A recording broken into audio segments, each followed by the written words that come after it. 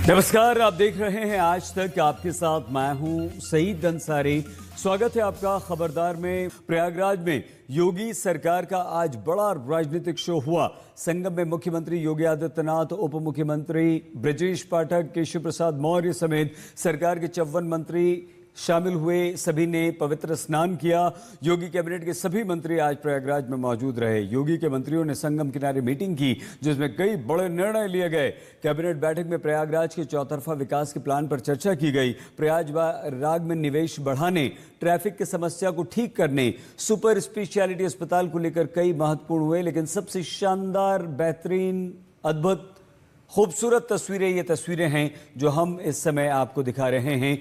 ये कुंभ में, पवित्र गंगा में पवित्र स्नान की तस्वीरें हैं। मुख्यमंत्री योगी आदित्यनाथ ने अपनी पूरी कैबिनेट के साथ ब्रजेश पाठक, केशव प्रसाद मौर्य और 54 मंत्रियों के साथ संगम में डुबकी लगाई, पवित्र स्नान किया और उसकी ये तस्वीरें हैं। ये 3 बार मान्यता है कि 3 डुबकी पवित्र स्नान में लगाई जाती है।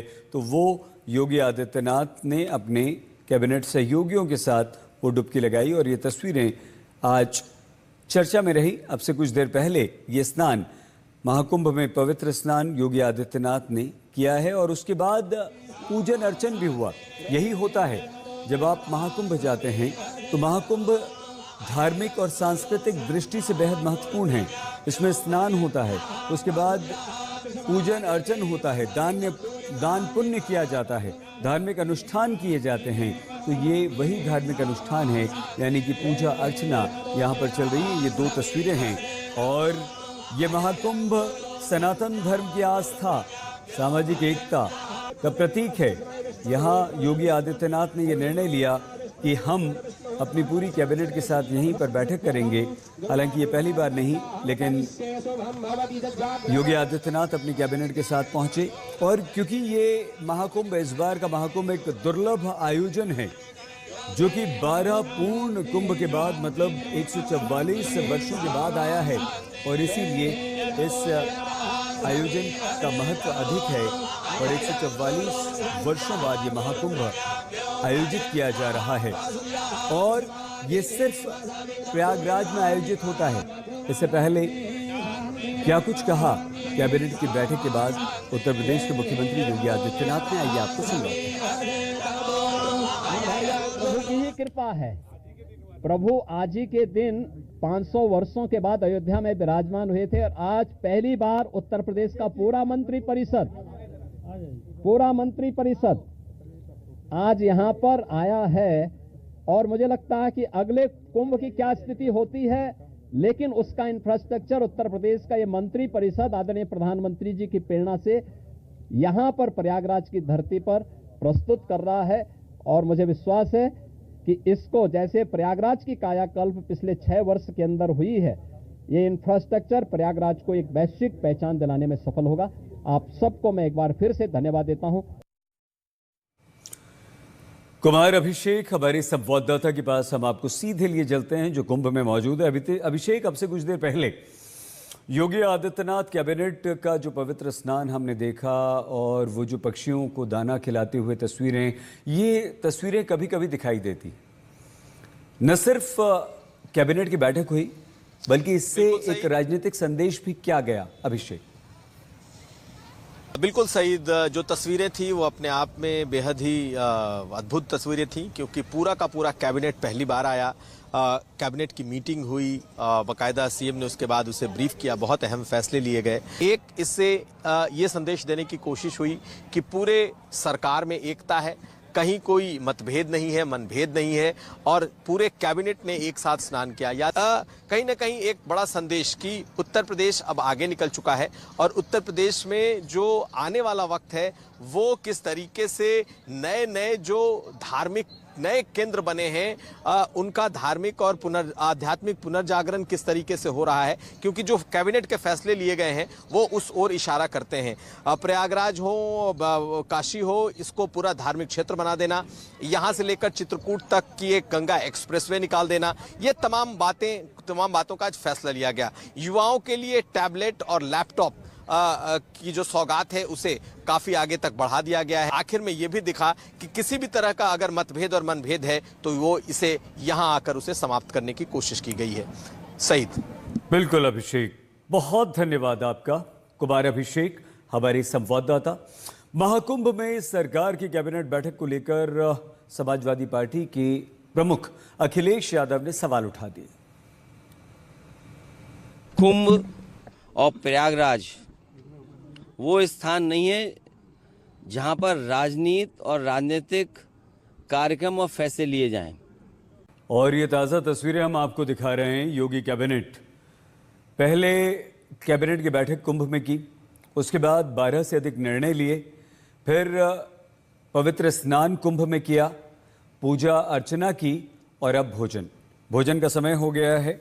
दोपहर, हालांकि इस समय 3:45 बज रहे हैं, लेकिन इन सभी कार्यों को संपन्न करने के बाद योगी आदित्यनाथ की कैबिनेट इस समय भोजन कर रही है।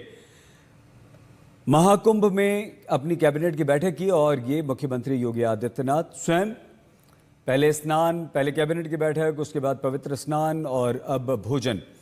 144 वर्षों बाद आए इस दुर्लभ संयोग में आयोजित हो रहे महाकुंभ में योगी आदित्यनाथ ने यह निर्णय लिया कि हमारी पूरी बैठक, हमारी कैबिनेट की बैठक हम कुंभ में ही करेंगे।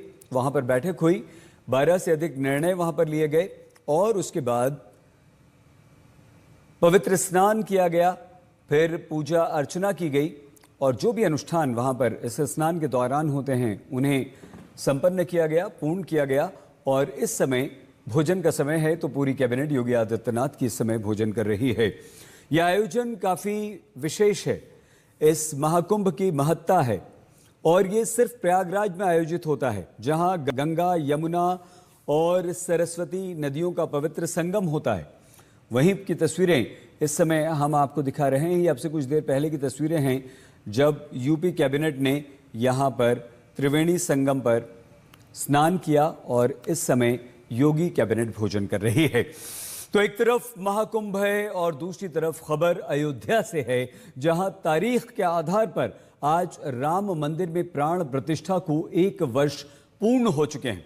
1 वर्ष पहले आज ही की तिथि को 22 जनवरी को प्रधानमंत्री नरेंद्र मोदी ने राम मंदिर की प्राण प्रतिष्ठा की थी। कार्यक्रम में वो सम्मिलित हुए थे। आज 1 वर्ष पूरा होने पर राम मंदिर में श्रद्धालु विशेष रूप से पहुंच रहे हैं।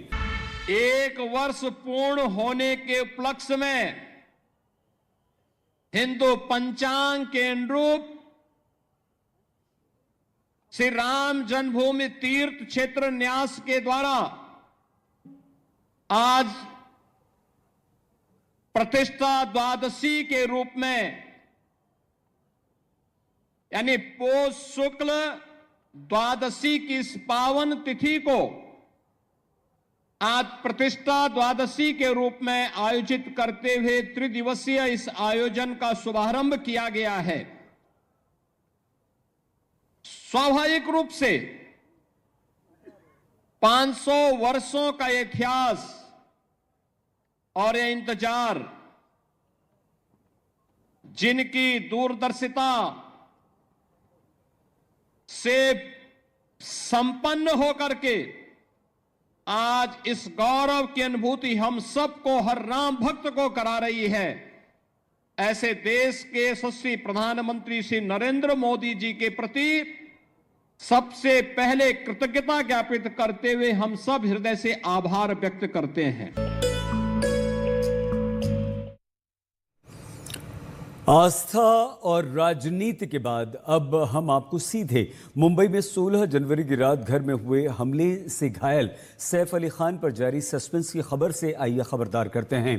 कल सैफ अली खान मुंबई के लीलावती अस्पताल से वापस स्वस्थ होकर अपने घर लौट आए, लेकिन एकनाथ शिंदे और उद्धव ठाकरे की पार्टी के नेता सैफ की फिटनेस को लेकर, उनके फिट होने को लेकर, उनको लौटने को लेकर सवाल पूछ रहे हैं। कह रहे हैं कि सिर्फ 5 दिनों में कोई इतना फिट कैसे हो सकता है।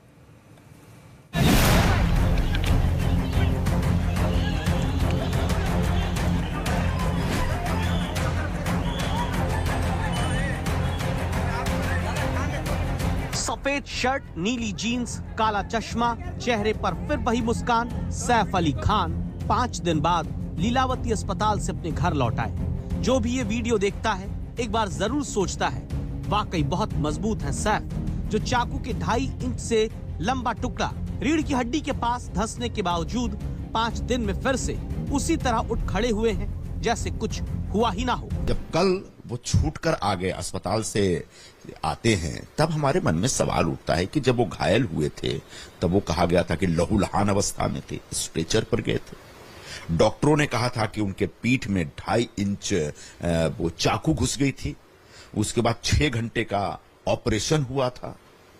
पर 4 दिन के अंदर एक व्यक्ति इतने बड़े ऑपरेशन के बाद चल के आ सकता है, और भी उछलते कूदते हुए। ये मेडिकल चमत्कार है, तो मैं उनकी जो स्वास्थ्य है उनके लिए मैं शुभकामनाएं दूंगा। चाकू कितना भी अंदर घुसा हुआ आदमी जिंदा है और अपने पैरों पर चलकर घर जा रहा है। ये हमारे लीलावती अस्पताल के डॉक्टरों की एक चमत्कार किया वो लोगों ने, ऐसा लगता है मुझे। खबरदार में आज के लिए बस इतना है। आप प्लीज अपना बहुत ख्याल रखिएगा।